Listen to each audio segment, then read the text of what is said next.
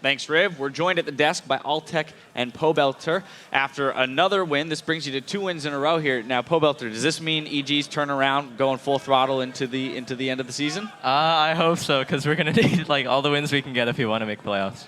Absolutely. So speaking of which, you guys are now sitting at 6 and 15, puts you a few games behind Curse. What exactly are you guys looking to do in terms of wins and strategies to get up to that mark? We're just going to keep doing what we've been doing, and we've been practicing a lot more, looking over our own game. So we've just pretty much upped the time that we've put into preparing for LCS, and I think that's made a market improvement. Yeah, you guys look actually really, really strong right now. You mentioned kind of keep doing what you've been doing, Altec to you.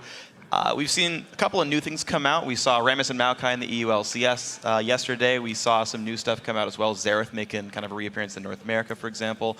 Are you guys sticking to the old stuff that's working for you guys? Are you branching out as well? We haven't seen it yet. What's the deal with kind of new pools? We're branching out, kind of. We've been practicing a lot of other stuff in scrims, but for this specific game, the pick and ban was like as we expected. So like everything went well in our favor, and we got a really good comp.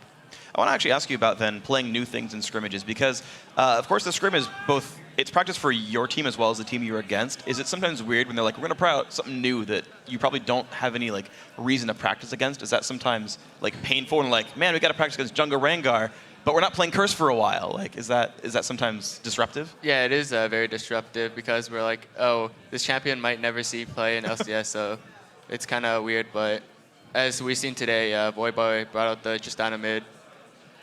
Yeah, looked great. Another new thing that we saw, or that we're seeing change, is some of the summoner spells in the bottom lane. A lot of AD carries are now going cleanse, like you did there, as well as Doublelift taking the barrier. So as an AD carry, what are your thoughts in terms of the evolution of the summoner spells in the bot lane? Since this meta is like all hyper carry, you build around the hyper carry like Lulu, top, and all that.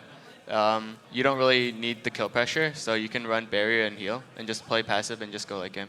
Was it difficult then playing against this team though, where they actually do have like, you have like nothing to cleanse? Like you literally don't have a summoner spell for the laning phase, basically. Is that more difficult? I think you were down in CS a little bit. Yeah, I was down in CS, but our comp, we were able to siege really well, and whenever TF ports on me, we have Black Shield and cleanse, so like I basically couldn't die if I was grouped with the team. So it didn't seem to actually pose much threat to you then. Pobelter, I noticed you also went Ghost in the mid lane. We see that on TF only so far, so are we going to see more stuff branch out mid as well?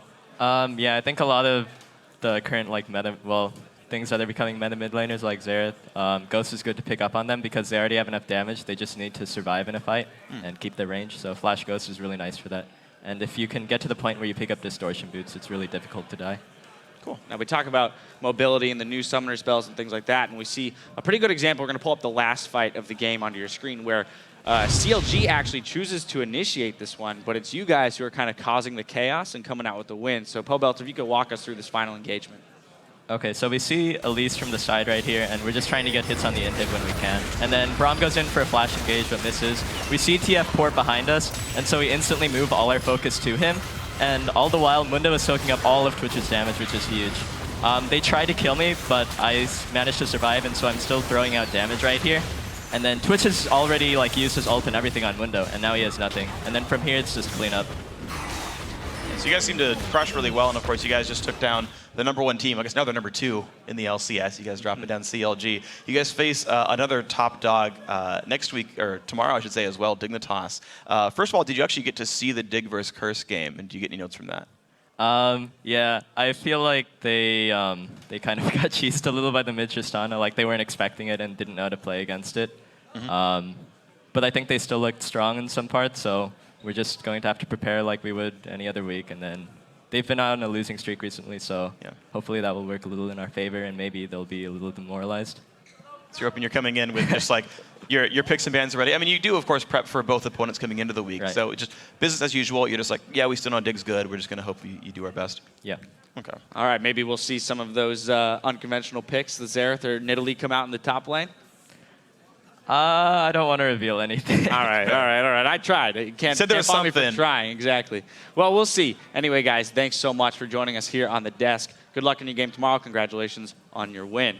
All right, we've got to take a quick break, but we've still got more LCS action coming your way when Team Solo Mid faces off against LMQ. Keep that browser where it's at.